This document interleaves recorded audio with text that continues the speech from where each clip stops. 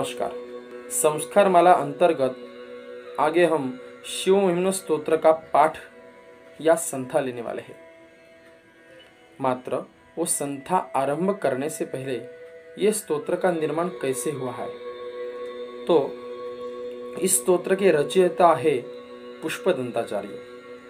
पुष्पदंताचार्य गंधर्वों के राजा थे।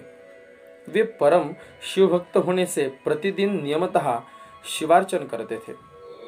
दैवी शक्ति से संपन्न होने के कारण वे अदृश्य होने में सक्षम थे, समर्थ थे।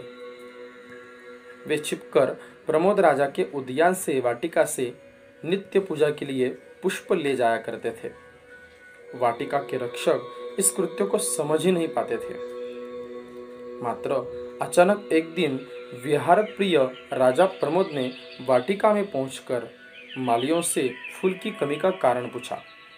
रक्षकों ने कहा, राजन, हम लोग निरंतर रखवाली करते हैं, फिर भी पुष्प गायब हो जाते हैं। राजा ने विचार किया कि इसमें कोई दैवी शक्ति काम कर रही है, अतः जब तक उस दैवी शक्ति को कुंठित नहीं किया जाएगा तब तक यह चोरी बंद नहीं होगी। ऐसा विचार कर राजा ने पुष्पहरण होने वाले मार्ग पर बिल्वपत्र, पुष्प, जलादि शिव निर्माल्य छोड़वा दिया।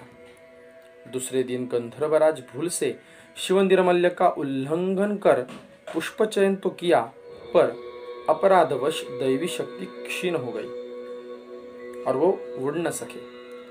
वे विचार करने लगे, मेरी पूजा में कहीं गड़बड़ी तो नहीं हो गई। इस विचार विमर्श में जबकि उनकी नजर नीचे गई तो उन्होंने पैरों के नीचे जमीन पर शिव निर्माल्य पड़ा देखा और फिर समझ गए कि इसी के उल्लंघन से मेरी दैवी शक्ति का ह्रास हुआ है, जिसके कारण मैं अदृश्य होकर उड़ने में असमर्थ हूँ।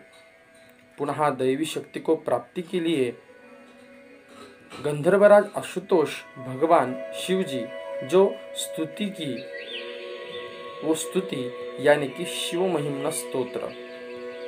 गंधर्वराज पुष्पदंताचार्य पुनः दैवी शक्ति संपन्न हुए और पुष्प लेकर अदृश्य रूप से वाटिका से उड़ गए और अपने नियमित स्थान पर पहुंचकर भगवान शिव जी का भक्ति भाव से, आनंद से, प्रेम रूप से अर्चन पूजन करने लगे। भगवान शिव जी की प्रसन्नता हेतु यह स्तोत्र बड़ा ही उपयोगी है। खोई हुई शक्ति को प्राप्त करने वाला, आनंद देने वाला, सब मनोकामना पूर्ति करने वाला यह स्तोत्र है। इसमें कोई संदेह नहीं, कोई स्थान नहीं है कि यह स्तोत्र करने के बाद में कोई भी दुखित हो जाएगा, उसको आनंद ही प्राप्त होगा। यह स्तोत्र के पाठ से कल्याण, आनंद, सुख, शांति प्राप्ति होती है और शिव उसको अच्छा आशीर्वाद देते हैं। संस्कार माला अंतर्गत आगे इस स्तोत्र का हम हिंदी अनुवाद तथा श्लोक की संथा लेने वाले हैं। शिवार्पणमस्तु।